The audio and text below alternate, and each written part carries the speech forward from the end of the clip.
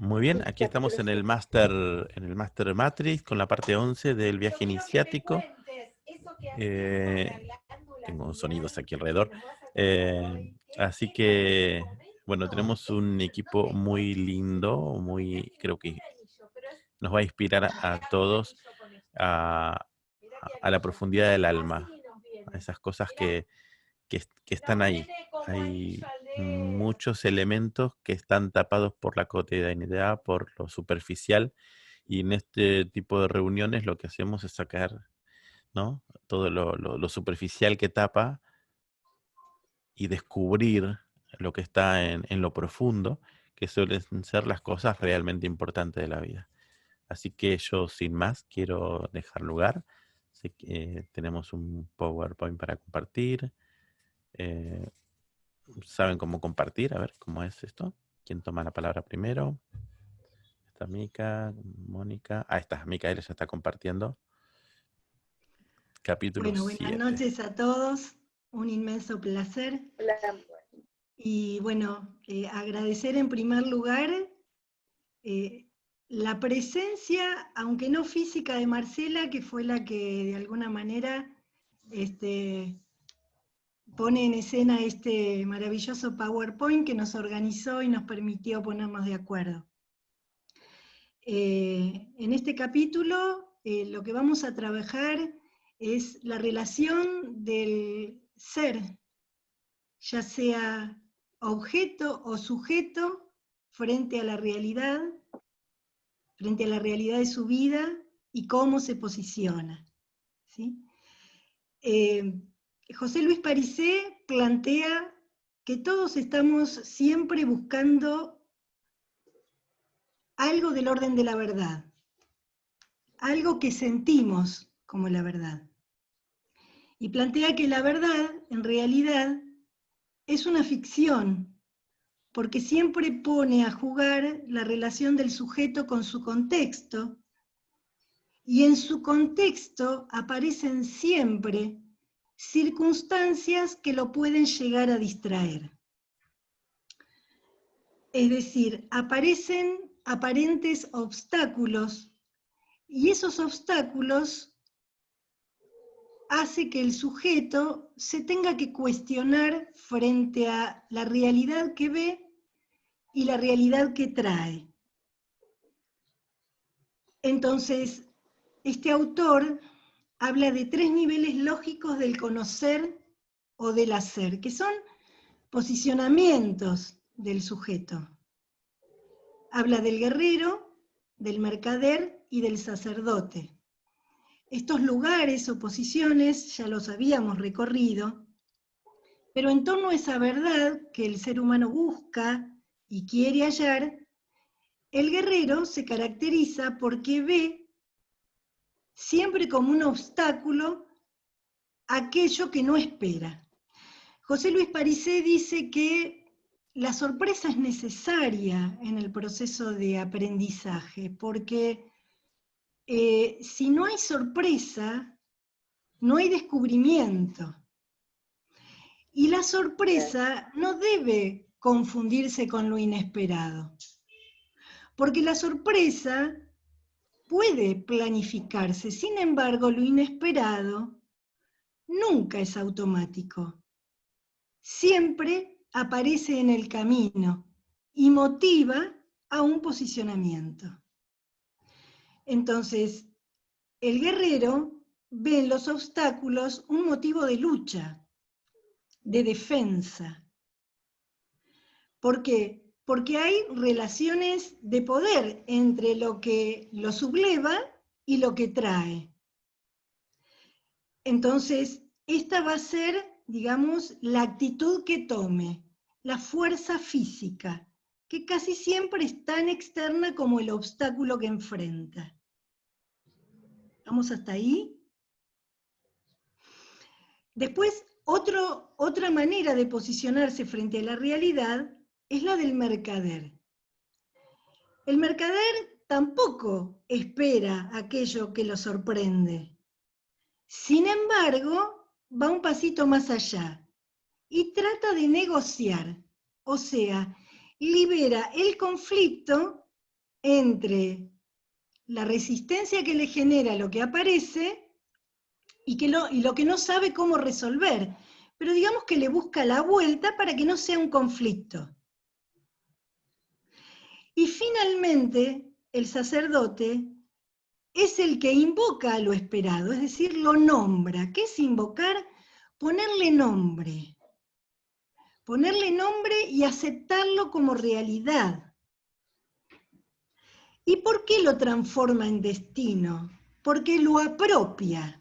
Es decir, si bien el sacerdote lleva en sí mismo los pasos previos del guerrero y el mercader, porque antes de llegar a ser sacerdote y apropiarse de la realidad, primero lucha con ella y luego intenta negociar, es que descubre que en definitiva aquello que lo conmueve, aquello que desconoce, aquello que lo sorprende, está dentro de sí mismo. Y en la medida en que se lo apropie, lo reconozca y lo nombre, solo así lo puede transformar. Lo interesante de esa transformación es que necesariamente lo va a elevar, es decir, le va a permitir pasar de objeto a sujeto activo. Y entonces eso con minúsculas que había aparecido como imbatible, como difícil de resolver, se va a transformar en eso con mayúsculas, porque va a ser el desafío que el sacerdote asuma para transformar lo que trae, lo que sabe, lo que conoce, que generalmente son automatismos, no son aprendizajes nuevos.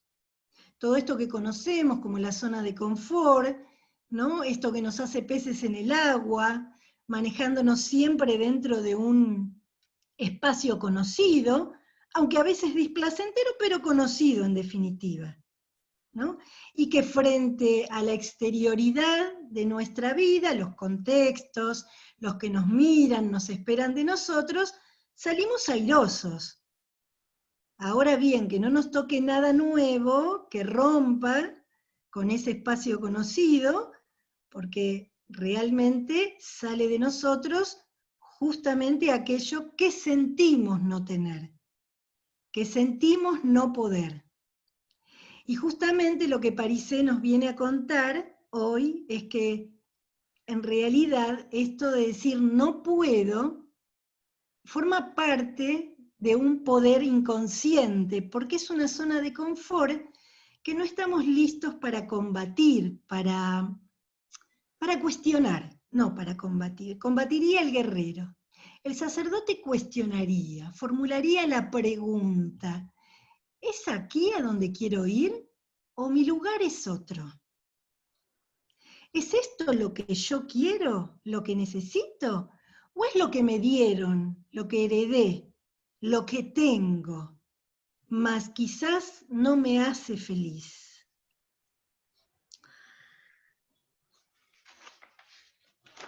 Él habla de una metáfora para explicarnos estas tres posiciones. Y es la metáfora del navegante. Él dice que navegantes somos todos en las aguas de la vida, ¿no? Y que lo que hacemos es tratar de poner todo a favor para que las velas soplen viento en popa. Ahora bien, ¿qué pasa con el guerrero? Y el guerrero se enoja, se queja, maldice, pone todo lo que sabe, pero quizás con eso no alcanza, y probablemente no alcance, porque pone mucha energía, demasiada expectativa en que de su fuerza va a depender que el obstáculo desaparezca. ¿Sí? Y no es solamente de su fuerza, es lo que nos viene a decir Parisé. No alcanza con la fuerza física. Hay otra fuerza de la que muchas veces ha hablado David, que tiene más que ver con el poder, que es el que nos habita, ¿sí? Él más adelante lo va a llamar el poder de la fe. ¿Y de qué fe? Y de la fe en uno mismo. Pero vamos pasito a paso, como nos propone Parisé. Él dice que, a diferencia del guerrero, el mercader más bien dice, no, a ver, tomo el timón, este es mi barco, esta es mi vida, y yo voy a poder con las velas. Como diríamos cuando somos adolescentes, ¿no? Yo sé lo que hago, no quiero que nadie me aconseje, yo ya soy grande para saber cómo hacer, ¿no? Pero bueno, a veces aparecen obstáculos que ponen en cuestión nuestros recursos internos. Entonces algo más hay que hacer. ¿Y qué es lo que hay que hacer? Y hay que estar en presencia. En primer lugar, hay que hablar con el viento, dice Parisé, y ponerlo a favor.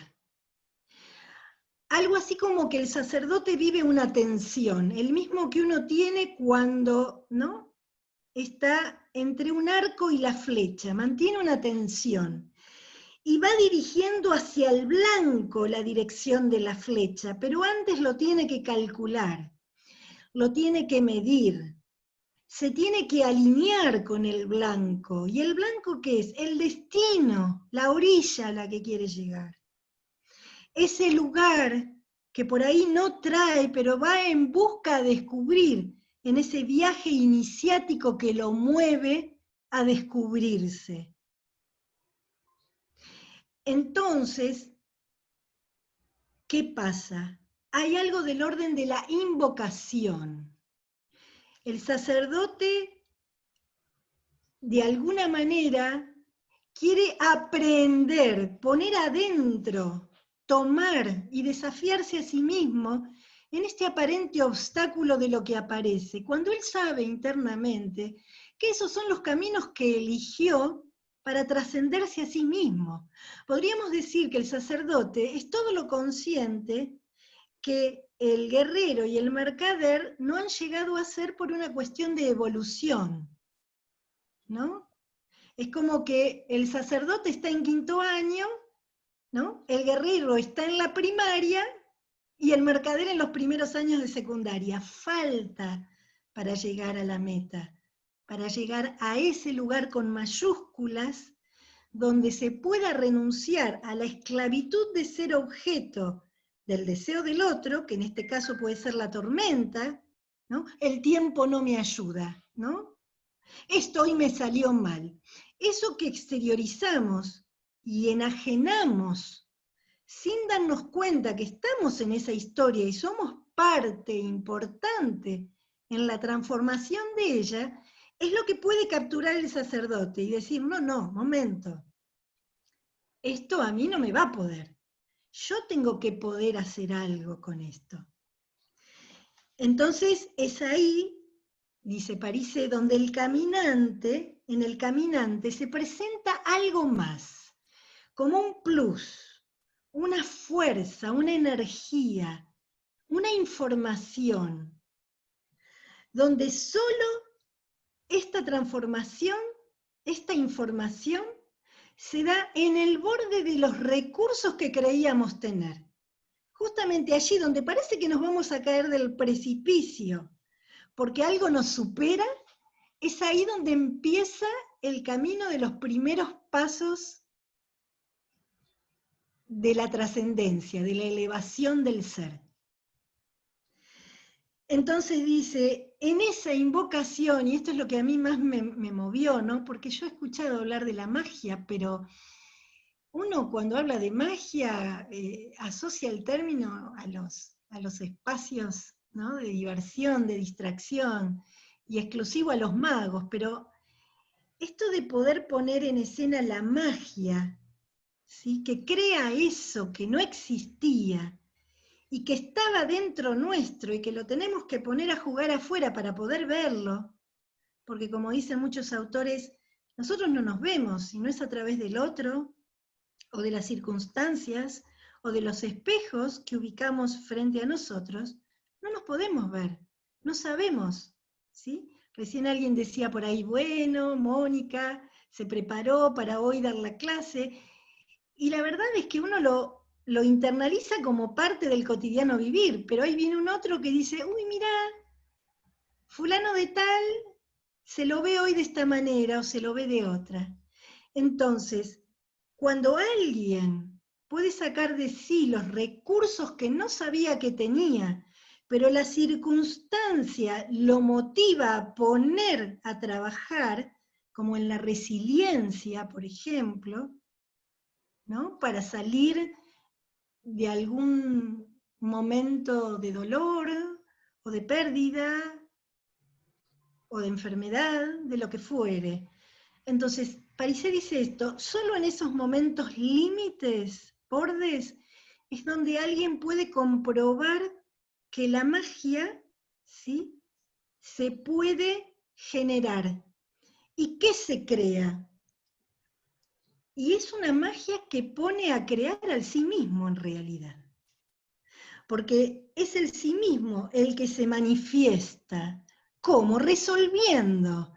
A veces como un relámpago en medio, ¿no?, del océano que este navegante de la vida va transitando. Parece un relámpago, ¿no?, esa magia.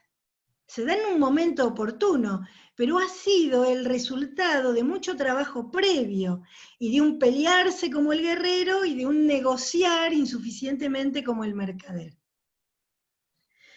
Entonces, eso que se presenta, dice Parisé, en el momento oportuno, es lo que muchos creen que podríamos atribuirlo a un ángel o a Dios que lo está ayudando a salir adelante.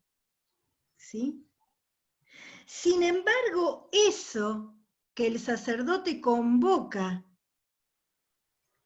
con su presencia es lo que genera la posibilidad, el milagro, si se quiere.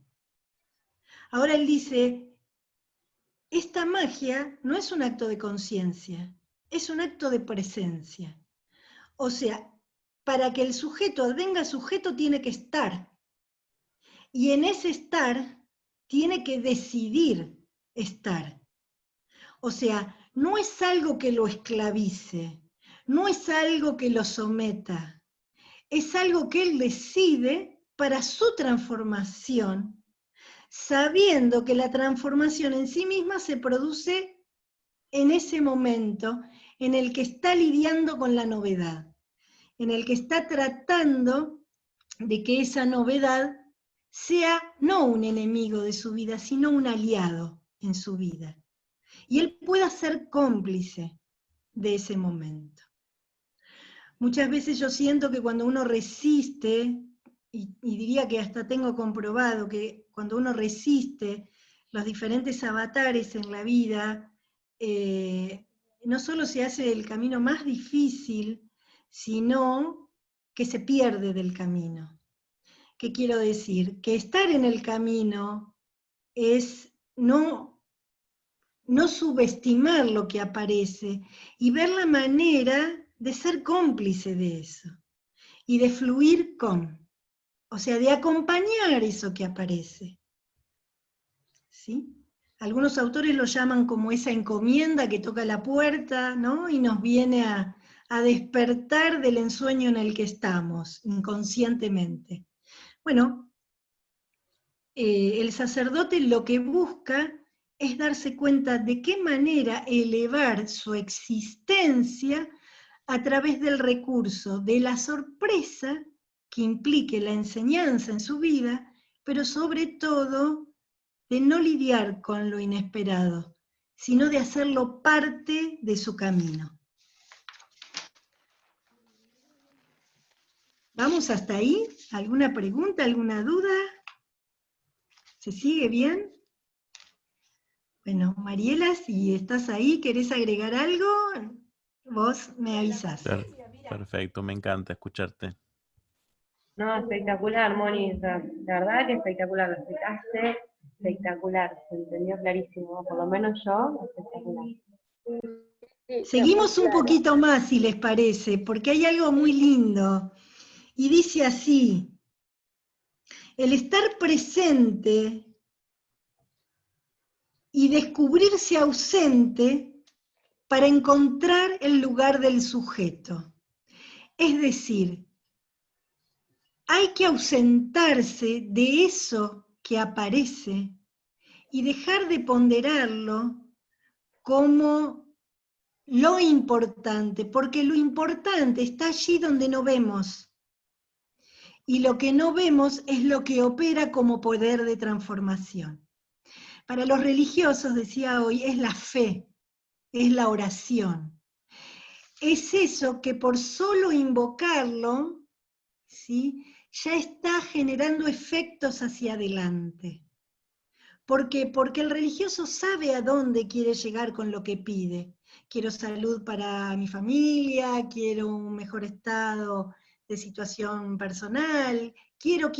Eso que quiere es lo que asume como propio para su realización, con la fe que lo mueve y lo eleva al mismo tiempo. Entonces podríamos decir que no hay que confundir a ese Dios externo, que a veces se escribe con minúsculas porque es un poco el que se le atribuye un poder que no tiene, en tanto y en cuanto comprendamos que el poder está en nosotros. ¿El poder de qué? De creer que eso que deseamos es lo que vamos a obtener si lo deseamos en presencia, si nos comprometemos. Si nos comprometemos ¿con qué? Con nosotros mismos. El tema es cuando todavía no sabemos quiénes somos o quiénes podemos llegar a ser y solo nos limitamos a lo que hemos recibido. Y dice algo más. En la tradición Zen, el maestro suele ponerle a los alumnos como algunos desafíos.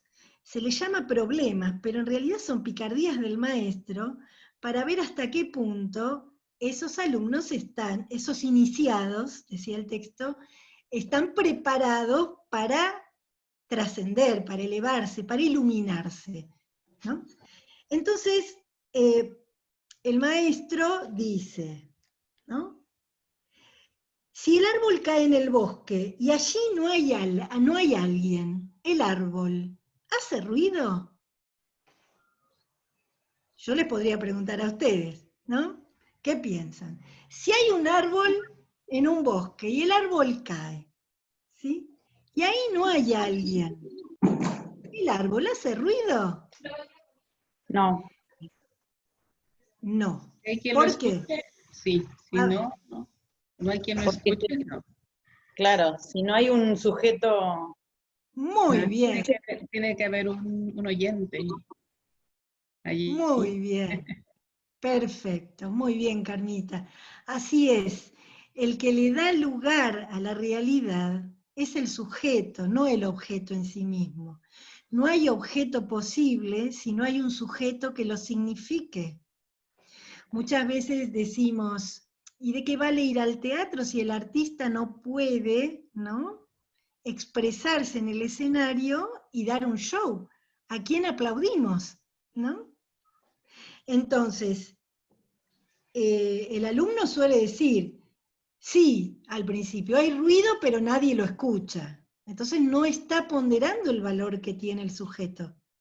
A lo que el maestro se enoja, ¿no? Y dice, no, así no es, sigamos. Y otros dicen, no hay ruido porque no hay quien lo escuche. Para lo cual el maestro también se sorprende, dice, no, falta, chicos, falta. Entonces hay alguien que aparece y dice como Carmita, si ahí no hay alguien, nada tiene sentido. Y yo creo que esto es nodular.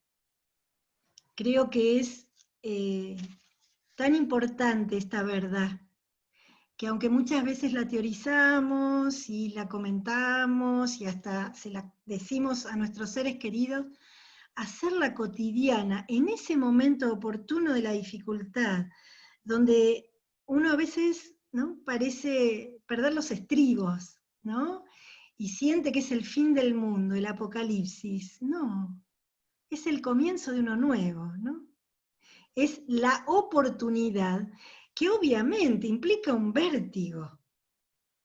Pero ese vértigo no nos deja solos, nos convoca a ser superado, ¿no? Entonces, yo creo que este es el hueso de la cuestión, ¿no? Y entonces Parisé dice, el sacerdote, en esta metáfora del navegante, es el viento. No deja al viento fuera de sí, lo convoca. Y esto me hace acordar, ¿no?, si se quiere, a la parábola de Jesús, ¿no?, cuando está en medio de la barca con los apóstoles, ¿no?, y los apóstoles tienen miedo. Miedo de que se hunda el barco, miedo porque no sienten que el poder esté adentro. Entonces, claro, maestro, haz algo por nosotros, palabras más, palabras menos, ¿no? Y entonces, ¿qué hace, en este caso, el sacerdote llamado Jesús? Le habla al viento, le da órdenes. Y solo puede dar órdenes quien siente que tiene una autoridad. Solo el que se adjudica esa autoridad, el que reconoce e identifica ese poder, es el que puede comandar. ¿Qué? ¿Un barco? Las velas de su propia vida, y todas las direcciones, incluso si va en un sendero equivocado. Es decir, esto es lo interesante, que vivir cuestionándonos, indagándonos, nos permite no dar pasos de memoria o automáticos, sino repreguntarnos si acaso allí donde estamos es donde vibramos estar, es donde queremos estar, y nos hace felices.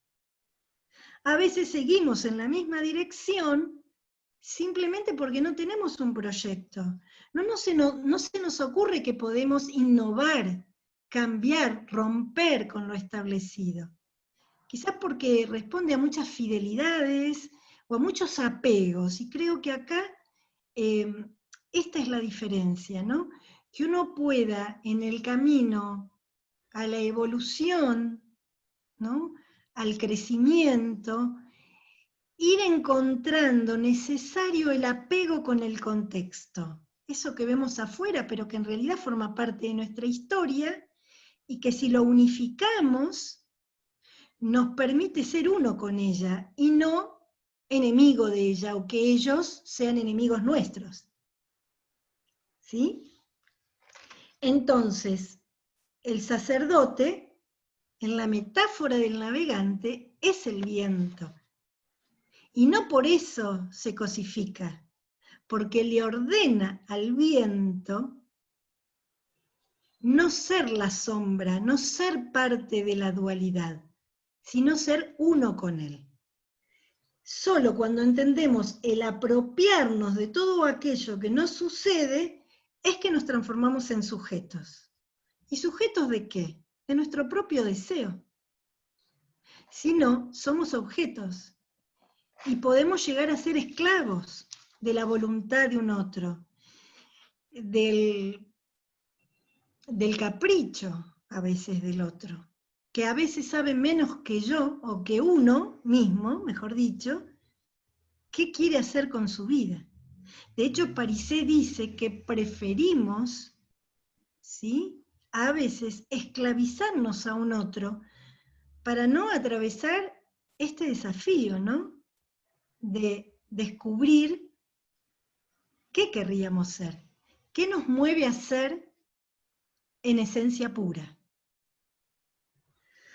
Bueno, creo que hasta aquí más o menos delineamos el panorama de este autor. Le doy lugar a Micaela para que me acompañe en esta travesía. Buenísimo, gracias Mónica. Bueno, acá estamos con el apartado 3, la verdad que es espectacular todo lo que me estás explicando vos. Y acá en el apartado 3 él habla de lo que es la verdad y la ficción, ¿no? ¿Qué es lo que uno toma como verdad?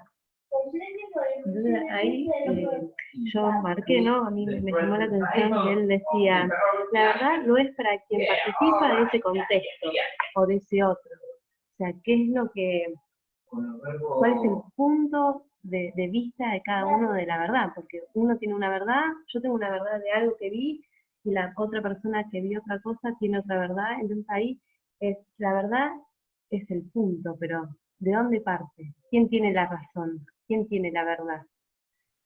Entonces acá dice, todos buscamos algo que sentimos como la verdad. Plantea que la verdad es una ficción en tanto siempre está en relación al sujeto con el contexto que solo permita el sujeto descubrir. Eso cuando se descubre como uno, como sujeto. O sea que la verdad depende del sujeto. Depende desde el punto de vista, depende del punto de conciencia que tenga esa persona. Porque yo puedo ver algo de una forma, porque tengo cierta información, y otra persona con otra información lo va a ver desde otro punto de vista. Es muy contradictoria, la verdad. La historia está escrita con verdad. ¿Con verdad de quién? Con verdad de la persona que lo contó y lo escribió. Pero ¿cuánta verdad hay en esa verdad de esa historia? El otro día, tiene algo que ver con esto, el otro día me tocó hacer una actividad con respecto a la diversidad de género, y bueno, viendo un montón de mujeres, ¿no?, que habían participado, fueron activistas, o sea, que fueron renombradas, en una de ellas me detuve, porque uno cuando habla, por ejemplo, de Belgrano, habla de los soldados y de los hombres, ¿no? Y de toda la verdad que ellos, y todo lo que ellos consiguieron, y todas las conquistas que tuvieron, y todo lo que lucharon. Y entre ellos había una mujer, que es María Remedios del Valle, y de ella no se habla. Y ella luchó, estuvo al frente, fue capitana. Entonces, ¿por qué la verdad de ella no fue contada? Porque ella tiene su verdad.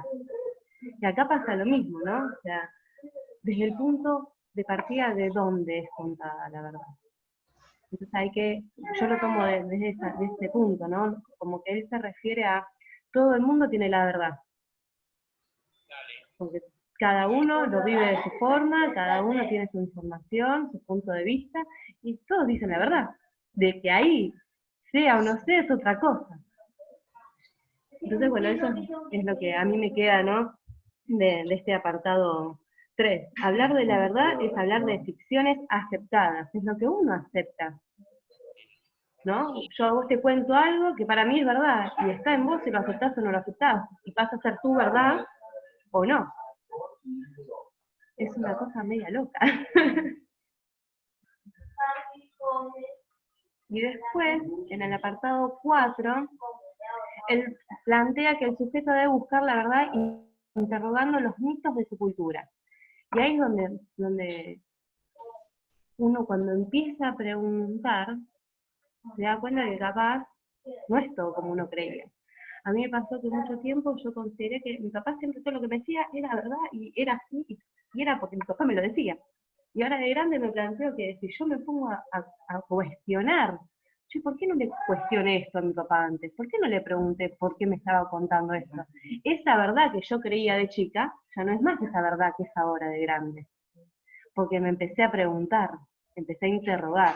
Entonces en esta parte él dice, hay que interrogar, hay que preguntar, hay que cuestionar, porque ahí vas a encontrar la verdad.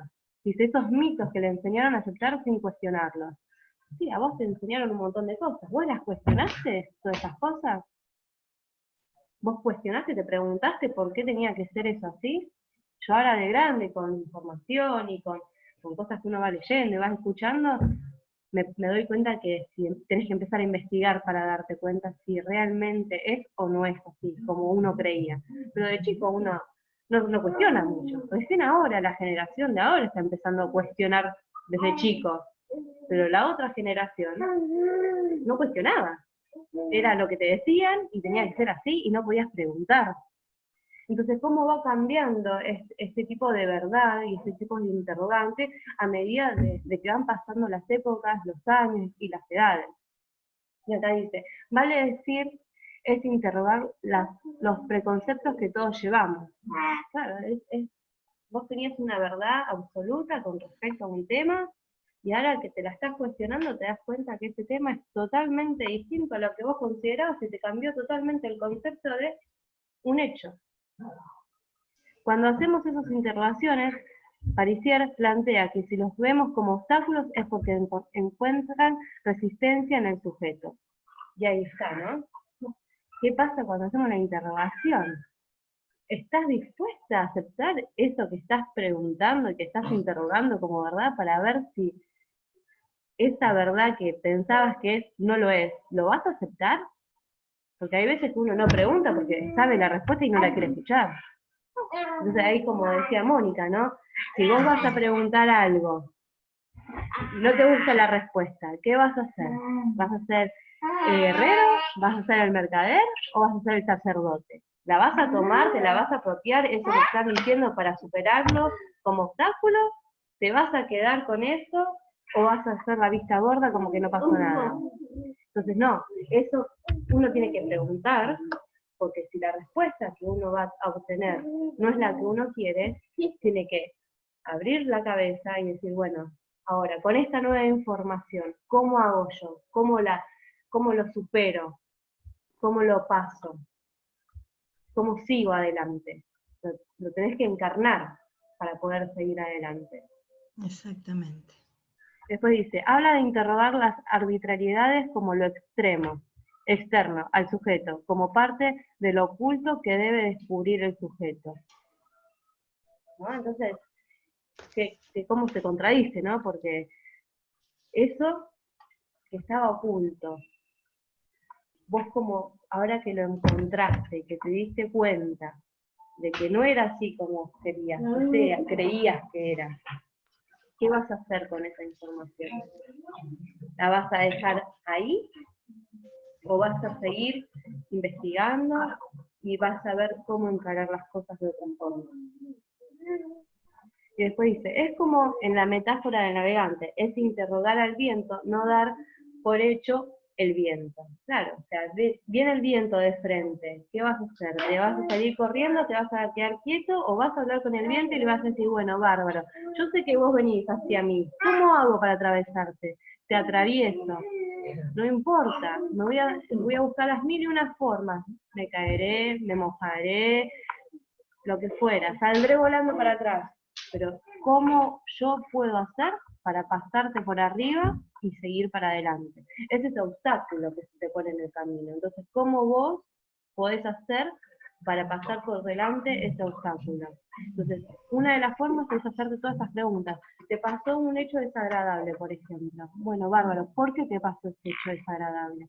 ¿Qué tenías que aprender? ¿Qué tenías que superar? ¿Cómo lo puedes superar? ¿Cómo lo puedes hacer carne para poder salir adelante? Yo lo tomo, ¿no? de esa forma, ¿no? Cómo uno se toma las cosas que le pasan y cómo puede hacer para seguir.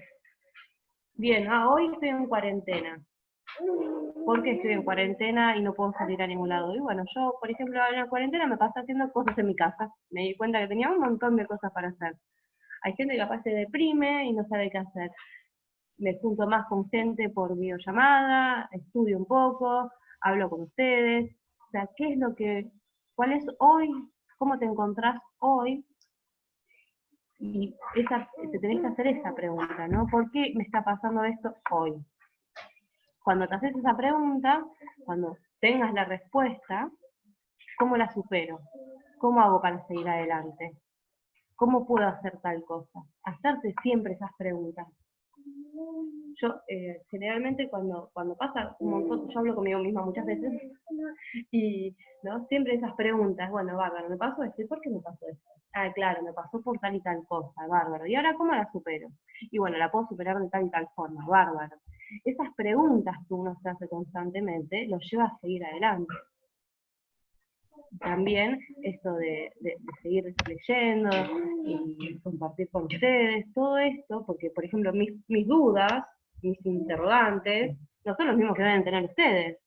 Entonces, con lo que ustedes dicen, más lo que yo tengo, me vuelvo a hacer otra pregunta, y los puedo superar, y lo puedo aprender, lo veo de otra forma, porque lo que yo veo a veces, desde mi punto de vista puede llegar a ser que no sea. Entonces escuchar a los demás me va a servir a tener más información también y poder superarlo. Así que no sé si vos, Mónica, querés agregar algo más con respecto a este tema. Sí, te escuchaba y pensaba, ¿no? Que a veces los miedos que sentimos frente a situaciones nuevas se debe a este mito en la cultura de que hay que estar preparado, ¿no? Que ¿qué sería? Pararse antes de que suceda lo que tiene que suceder. Una locura, porque en definitiva, ¿cómo prepararnos frente a algo que no sabemos que va a suceder, ni cómo, ni dónde, ni cuándo, ni cuánto va a durar? Entonces, esta ilusión, ¿no? En relación a la verdad que decías vos, uno cree que está viviendo la verdad y es una ficción. Claro, porque se conecta con lo que sabe, y justamente el saber es lo que hay que dejar de lado frente a lo nuevo. Y lo nuevo lo que pide es que uno esté en presencia. ¿Por qué? Porque solo en la presencia alineada con lo que sucede, sucede lo extraordinario. Y lo extraordinario nunca es lo que uno trae, siempre es lo que sucede. Pero hay que permitir que suceda. Y es justamente ahí donde el miedo se desvanece, ¿no? Esto confirma lo que sabemos, y es que el miedo responde a una ilusión, ¿no?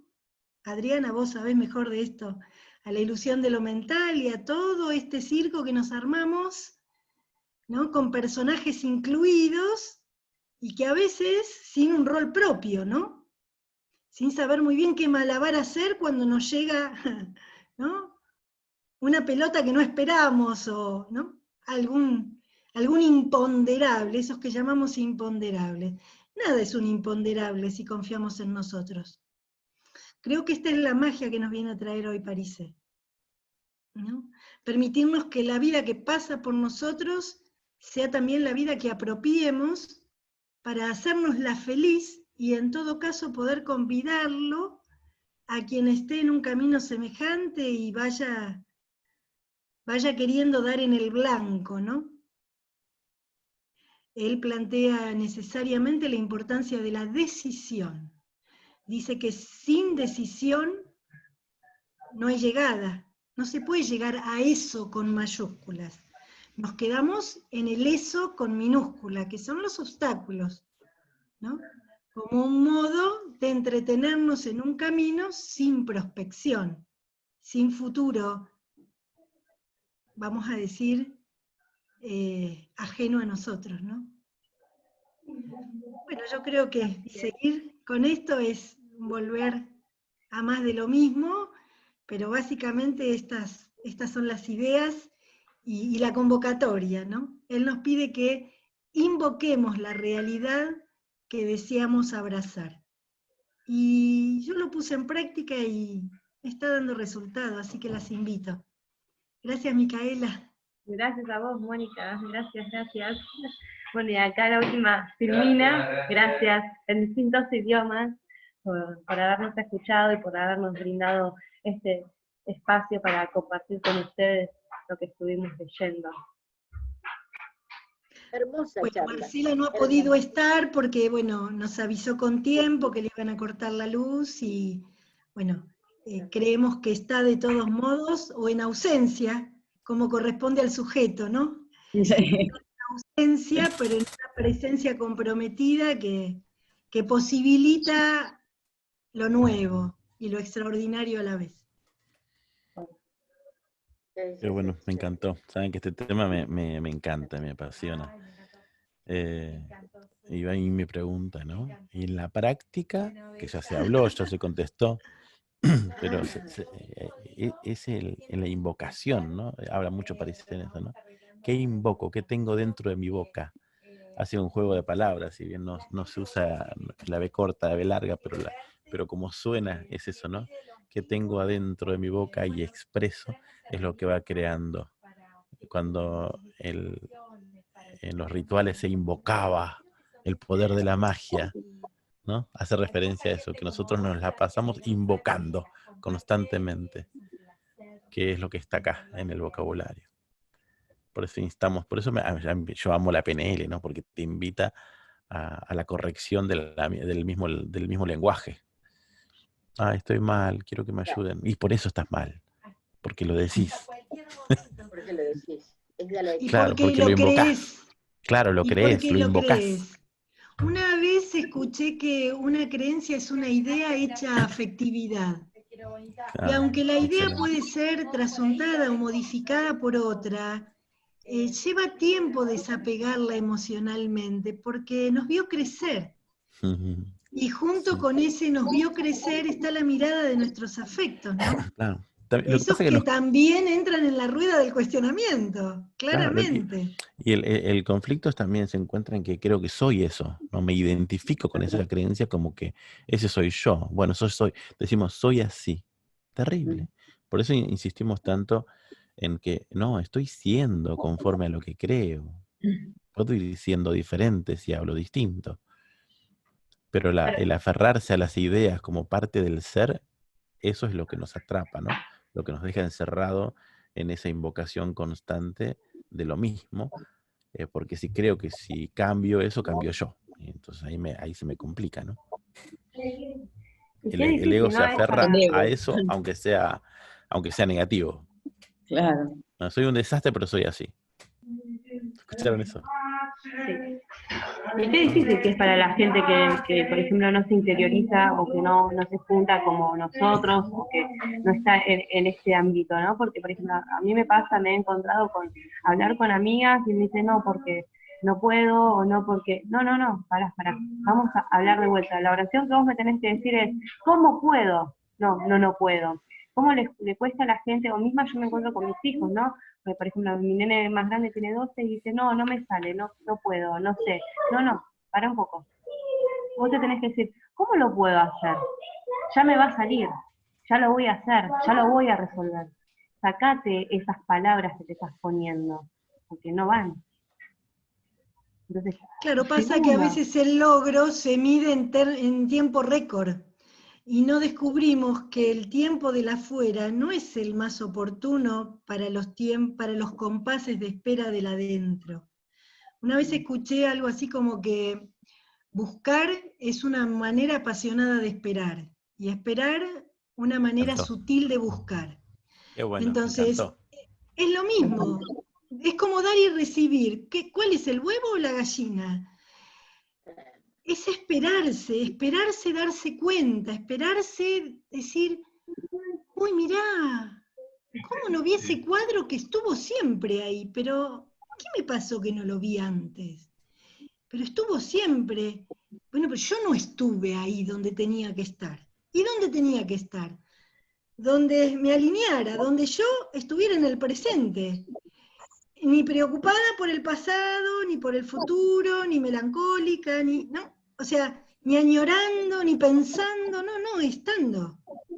Y muchas veces haciendo, que no queremos hacer por no equivocarnos. No, hacé aunque equivocándote, dale, hacé algo, pero mostrate, vete, desenvolvete, date vuelta para afuera, como dicen en el campo, pero conocete, conocerse para sanar, ¿no?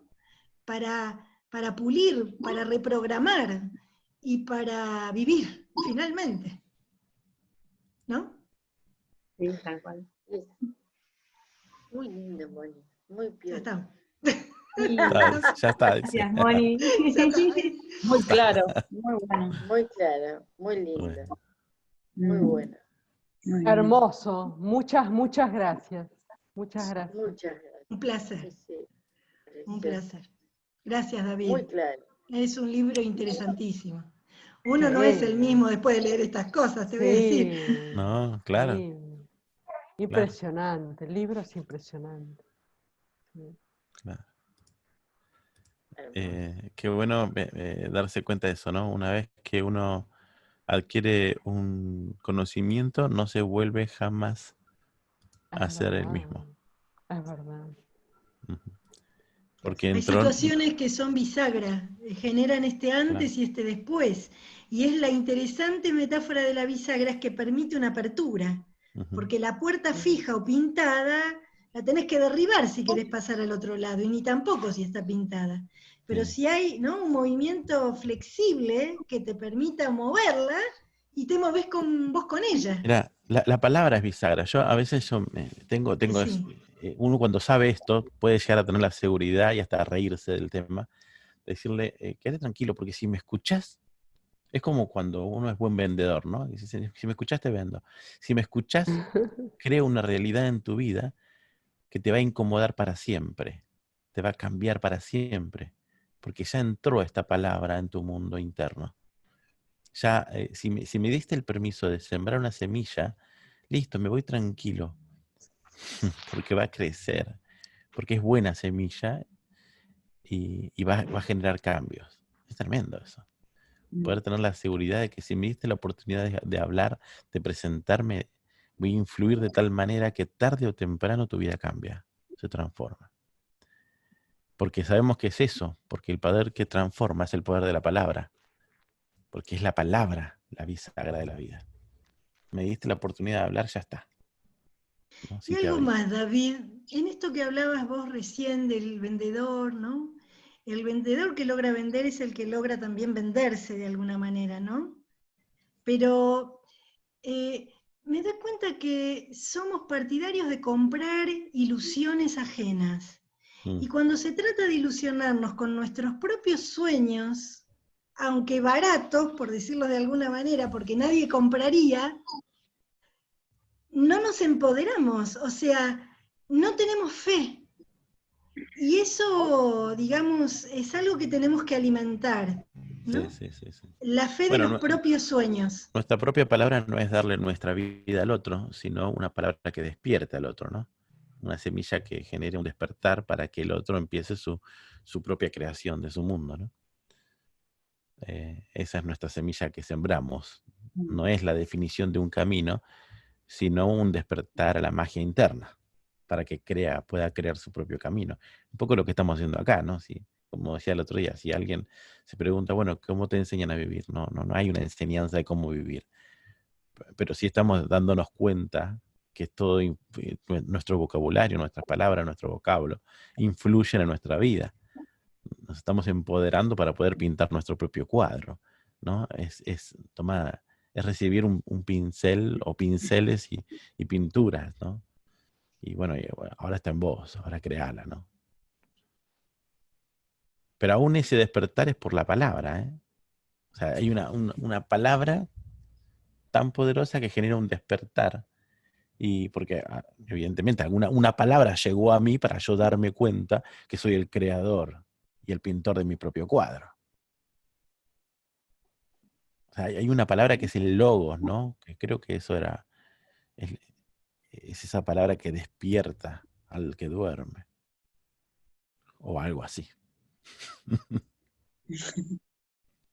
Porque después está el otro que te pinta el cuadro. Y bueno, está bien, ¿no? Te pintaron un cuadro de tu vida ¿no? Y te lo generaron. O ayúdame a pintar mi cuadro. Cuando vienen a la terapia te dicen, ayúdame a pintar mi cuadro. Y uno le ayuda a través de ciertas herramientas a acomodarse un poco. Pero en el camino hay que enseñarle a ese a que tiene que hacerse cargo de su propio cuadro, ¿no? ¿Me Estaría explico bueno ahí la generar una diferencia? encuesta. Estaría bueno generar una encuesta que cuestione. ¿Cree que hay magia en su vida? ¿Cree que hay magia en su interior? Nos Sí. encontraríamos con muchas cosas, ¿no?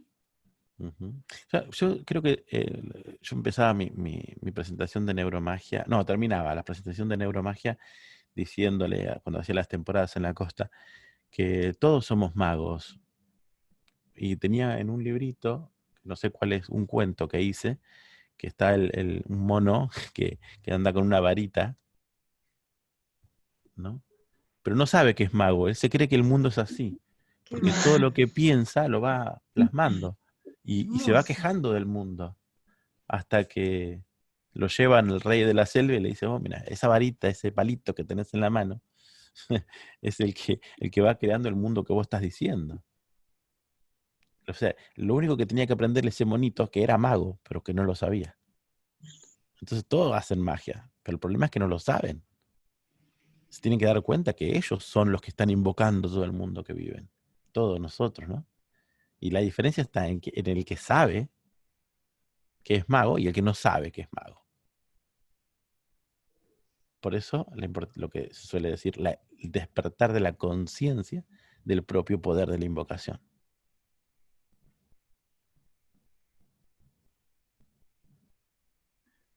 Me encantaba hacer esas presentaciones donde la gente iba a comer a algún lugar y se encontraba con un payaso ahí adelante haciendo magia, pero terminaba con esto y decía, todos somos magos creadores de nuestra propia realidad, solo que algunos no lo saben, decía.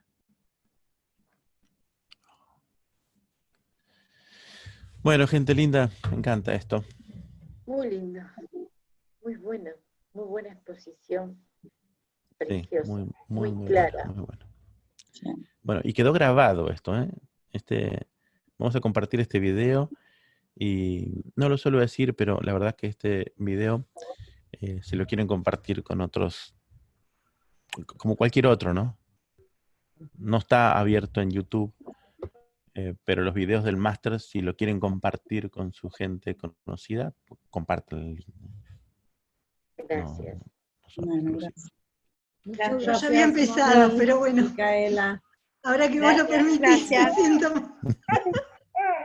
Ya lo sabía, porque hay más vista de la gente que hay en el grupo. Controlador. Todo, lo sé todo. No se me escapa. No, supervisor.